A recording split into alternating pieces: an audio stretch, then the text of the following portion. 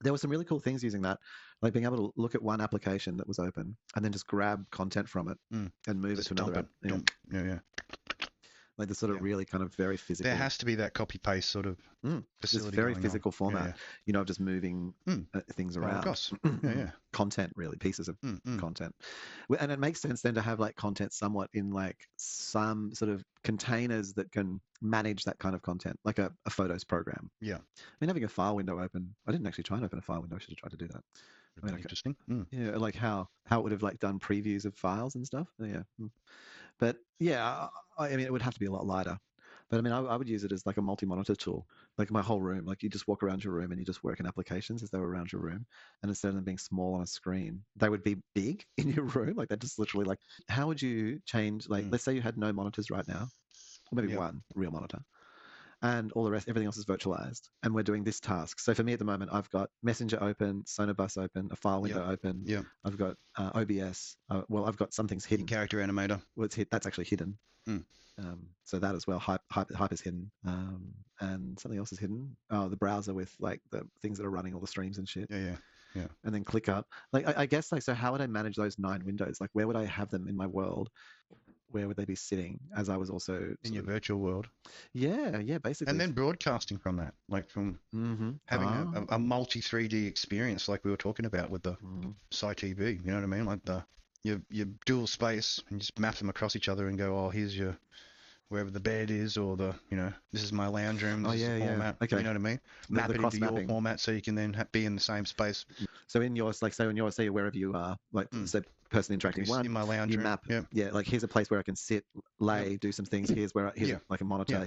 So you map a few objects, and then the other person maps those kinds of objects in their space, and it works out how to overlay so that like you both end up being sitting in the same scene together. Yeah, you can sit in the same scene. Here's a couch. Yeah, and maybe I'm sitting on the edge of a bed and you're sitting on a couch or whatever it is. Or you're up and cruising around, but you're inside that same space. So you'd be walking in behind the couch and in front of the couch and wherever you wanted to. And if humans are simple, like we're fine. Like if we mapped a 3D object into space, we'd happily walk around it. People would actually get a sensation of weirdness as they were walking through it. If you walk through a couch, you would the average human would really, especially if it was mapped out to be similar between the two scenes. Oh yeah, right. Yeah. But it could be anywhere. Like you could be just sitting in front of your computer and still doing the same thing. Yeah. That's right. Yeah. So and have the 2D version of it, your point of view version. Yeah, I mean, that's very CyTV too. Is like the start has to be on a screen. Like if you expect the start to be in a headset, then the buy-in will be difficult. But if the person can be on a computer screen on their laptop and do the thing and feel the immersion of being there, and then make the choice to make it more immersive by stuffing it to their face. Sure. But I think if you can't get a good desktop experience going, I think from like having seen the Vive kind of process, HTC, and Steam's process, and Apple's process, and Meta's process. I think that Meta and Apple, I think that Meta and Vive are the same type of interpretation, and Apple's is different. I mean, it's a different interpretation of the idea in the tech. Like not the headset, like it's the interface. I mean the UI. Like Apple is really trying to make the 3D perception of the UI. Yeah. Yeah, Apple's really trying. Like Apple actually has an investment in user interface, and that's their objective is to make a user interface in 3D that's like fully functional and it means something. Yeah. And where like you drop into Meta's version and you're in a room, you're in your special and you launch starter point. Yeah. And your starter point where you graffiti on the wall and your virtual toilet, waifu. No, I mean Meta's is pretty basic. There's no waifu space. You don't launch into any. That's what you need, VR, and just get in there and your little digital, avatar friend. Yeah. It comes in, asks you what do you want to play, and she just cruises around your little space and with the certain parameters that you like, and then activating your games for you. Yeah, I want to do things in the space. I want to work in the space, and I think that Apple really gets that. Build on it, yeah, or build in it. And where I think that Meta and stuff see it to be a launch point for experiences. Geo locked little architectural thing that people can use and look actually into. That's very interesting, because Apple's when they did their demo of like the dinosaur and all that kind of business, as they all do. Are they permanent things in the Apple universe where you can come across them again, like as an anchored Apple Maps thing or 3D Maps thing? Not at this point. Like they don't. Yeah, it's still. Because that'd be something interesting. The whole legal aspect of the virtual real estate, the premise, virtual version.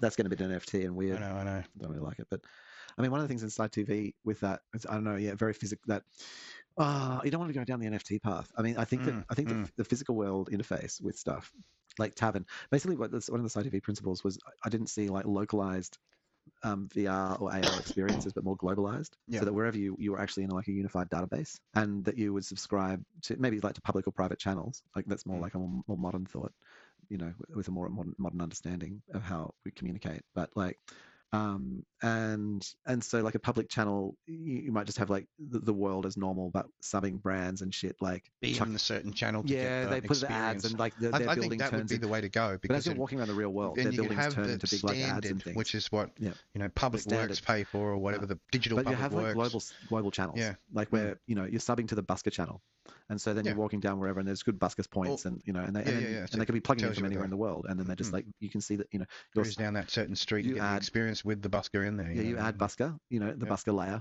and you turn it on or off, pop. And buskers can sub into that layer and like generate revenue and and present themselves to hundreds of places. Busker music.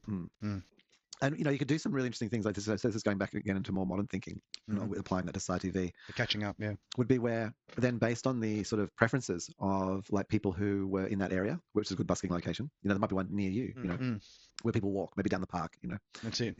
And so people from all over the world are busking their bands and things. Recorded. You have the busking recorded with the headset thing, so that and someone with a headset watching you, so you got the two perspectives. So in CyTV there were the heads. So heads were like things you'd plonk into a room.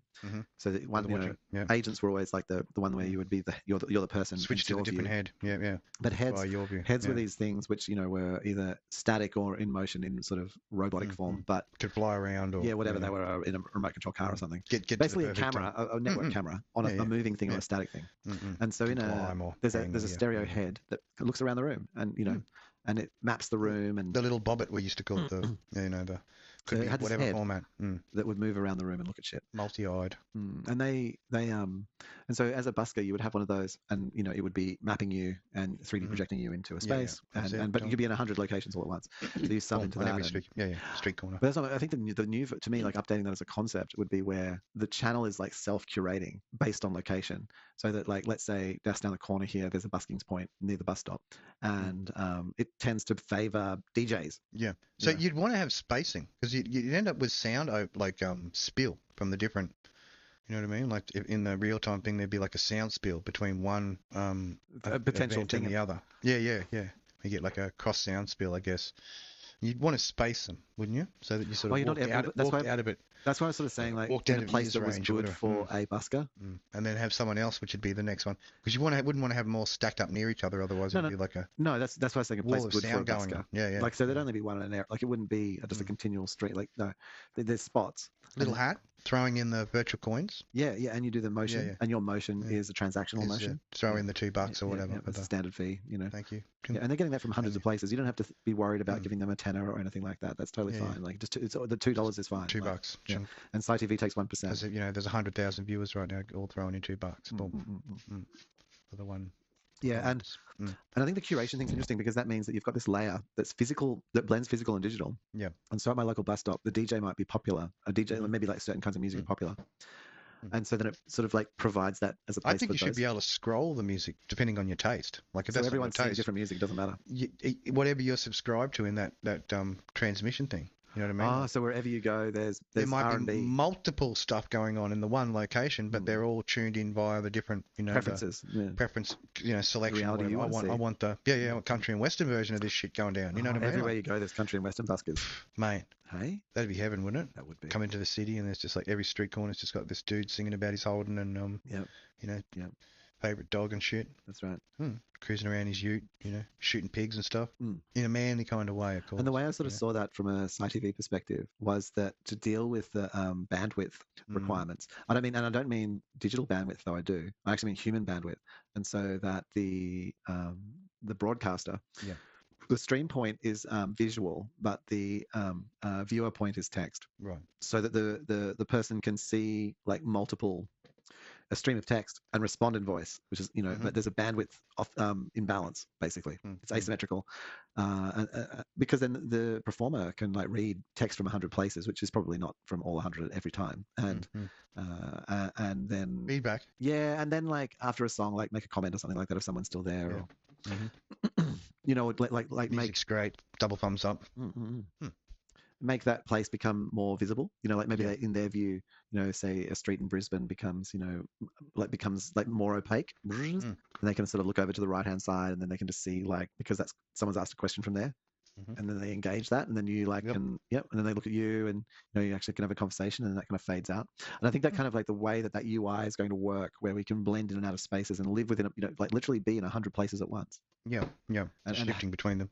And how to play in 100 places at once, and then like dynamically, like then move in and out of one place and another to communicate with people and build rapport, to build our audience. It's like it's I mean that's. That's the future of AR. To the next level. Well, that's what we're doing. That's what Meta and Apple and everyone's fucking talking about. Like once Apple devices, like so Apple's going to sort of find, like at the moment, it's very sort of like, you know, oh, I'm using it in my room. Some people are being tricksy and using it out and about. But once you start getting it out and about, and then devs start like making use of it, you know, like I can see like parkour. Imagine like turning on like a parkour app, and there's points. Like if you can like bounce on that wall and up onto that roof, that's like 4 points and 5 points, and that ups your thing. And then you can watch like other people's runs, like just stand there looking at a wall, doing the thing, and then just watch a 3D human like running up the wall. That someone else recorded because they were watching it, you know, and that person's body was recording because they were doing it, you know, kind of dynamically. And it was picking up what they were doing with their hands and their feet. Exactly. So you know, there's just a huge like it's gonna be transformative. Like the way that we literally robot monkey bodies running around. Hey, like I've said, ready to go. Robot monkey body all the way.